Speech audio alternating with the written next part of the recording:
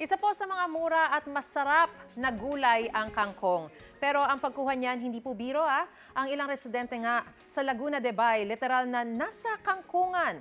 Paano na ang kabuhayan nila kung ang kangkungan masalanta ng bagyo? Yan ang tinutukan ni Cara David sa bagong episode ng digital documentary program ng GMA Public Affairs na Cara Docs. Panoorin po natin ito.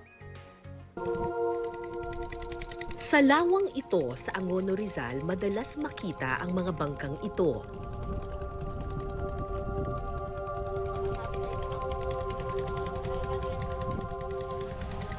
Pila-pilang bumabaybay sa bahaging ito ng Laguna de Bay dahil narito ang bumubuhay sa kanilang komunidad.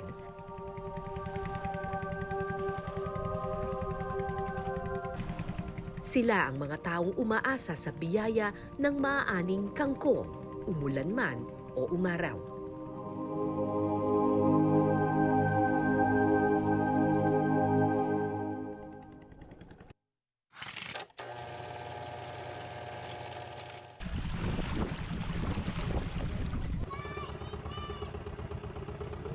Ang pangunahing kinabubuhay ng mga taga rito ay pangunguha ng kangkong. At naghahanap lang tayo ng maganda-gandang lugar kung saan malaguna yung mga kangkong. Tapos doon tayo lulusong para kumuha ng mga kangkong.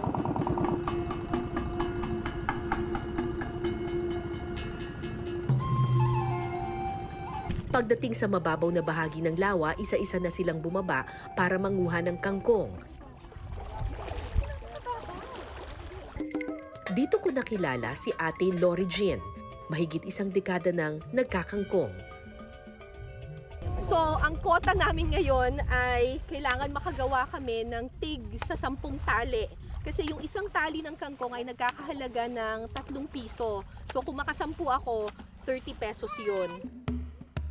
Ate, gaano karami para sa isang tali? Hindi po bilang, ano po, tansyado po. Isang ganon. Eh, di lugi ako, malaki yung kamay ko.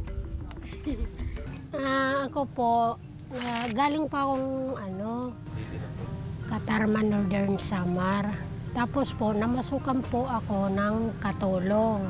Okay naman po ang kita. Nung una, akala ko po walang kalamity. Pero taon-taon po, kahit sa tagal ko na naninirahan dito, kabado po ako Pag tumatas yung tubig.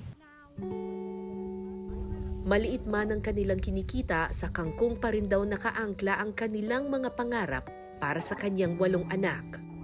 Sabi ko, basta magtapos kayo, hindi ko makukuha yun, inyo yun, sabi ko. 50 pamilya ang binubuhay ng kangkungang ito. Sagana man daw ang kanilang ani, wala naman daw kasiguraduhang maibebenta ang lahat ng ito. Bukod pa rito, kalaban din nila ang hagupit ng masamang panahon. Siya nagdadrive ng bangka. Delikado po, ang lakas ng agos. Pero ang mas pinangangambahan ng buong komunidad, ang nakaambang pagpapaalis sa kanilang mga bahay dahil illegal settler sila sa kanilang lugar. Base sa inilabas na datos ng PSA o Philippine Statistics Authority, Marso ng taong 2024, tinatayang 2.11 million Filipinos ang unemployed. Isa sa mga dahilan nito ay ang ilang mga kalamidad at bagyong tumama sa ating bansa ngayong taon. Pero ayon sa lokal na pamahalaan ng Angono, may ilang paraan silang ginagawa para hindi laging sa mga kangkong aasa ang mga tulad ni Lori Jean. So isa po sa na-identify nila rito ay yung pong mga water hyacinth na pinaprocess. Ang aming pong CTLO at yung TESDA, meron din naman pong mga capacity development training na kailangan lang po nilang i-avail. Ito ang Cara Docs, ang kwento sa bawat numero.